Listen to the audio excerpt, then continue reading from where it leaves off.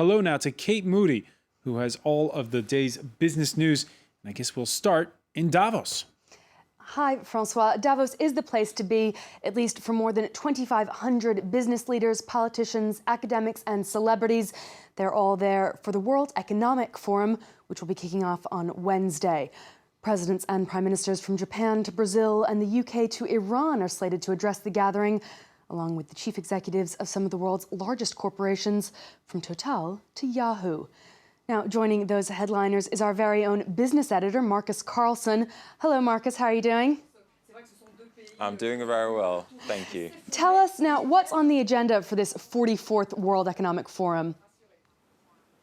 Well, let's start with the overall theme, shall we? It is pretty clunky, as it often is here in Davos. The overall theme is reshaping of the world, consequences for society, politics and business. Now, if you read between the lines of that statement from the World Economic Forum, they're basically making the point that we've been stuck in short-term crisis fighting for such a long time after the financial crisis and also the Eurozone debt crisis. And they're saying that it is time to look up from that short-term crisis fighting and focus more on longer-term issues, deal with how, for instance, technology is changing our lives. That's the message that the World Economic Forum is trying to put across. That being said, it is also possible that events that take place outside of Davos will basically hog the agenda here in the Swiss Alpine town. This, as for instance, the Syrian opposition and the Syrian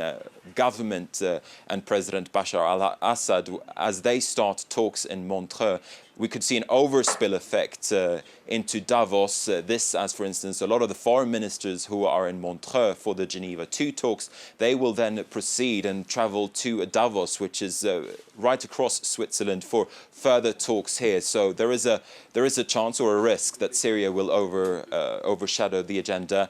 In connection with that, the Iranian President Hassan Rouhani will also be speaking here in Davos on Thursday. Of course, the Iranians have been told or asked to stay away from the Montreux talks. The Iranians will be here in Davos, though, this as Hassan Rouhani is trying to launch a charm offensive to attract Western businesses after the nuclear sanctions against Iran were softened just a few days ago, or just on Monday, actually.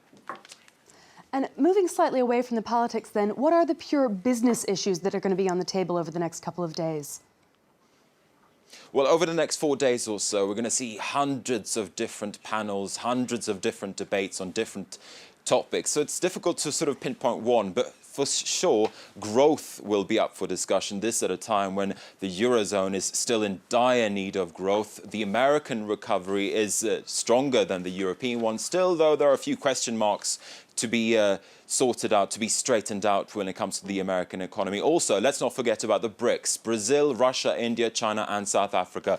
All of them have seen their growth levels come down in the past year or so, which has sparked some concern. We're going to hear from the Brazilian President Dilma Rousseff here in Davos. And in connection with that, we're also going to be hearing from the Japanese Prime Minister Shinzo Abe. He, of course, has launched Abenomics over in Japan, which basically means that he's been printing more money to pump into the Japanese economy in order to revive it after 2 lost decades throughout the 1990s and the 2000s.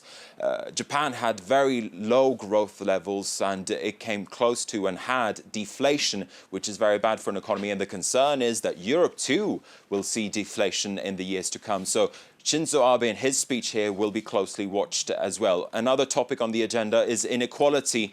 This, as more and more business leaders are saying that the growing gap between rich and poor could be a problem for the capitalist system itself in the longer term. It could undermine the capitalist system. A lot of critics, they say that that's basically just a fig leaf. That is business leaders trying to make excuses.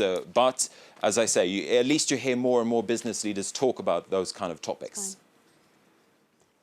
Our business editor, Marcus Carlson, in Davos, thank you so much. We'll have a lot more from the World Economic Forum throughout the week. If you have any questions for Marcus and the rest of the team, you can tweet them with the hashtag F24Davos. We're going to take a little look at the markets now, see how they're doing. A mixed close in Europe, despite some earlier gains, as China's central bank announced that it had injected funds into the banking system. Here in Paris, the French power and engineering firm Alstom saw its shares plunge almost 14% as it lowered its annual profit targets. It's a similar story over on Wall Street. The Dow down about 100 points in midday trading. Investors there taking a pretty cautious view of some mixed corporate results. I'll be back with some more business news for you throughout the evening. For now, it's back to you, Francois. All right. Thank you, Kate Moody. We'll be back with Marcus Carlson in the coming hour. He'll be joining us for the France 24 debate as we look at income inequality. We'll be going back to Davos for reaction to a stinging report on that. Time now for sports and a stinging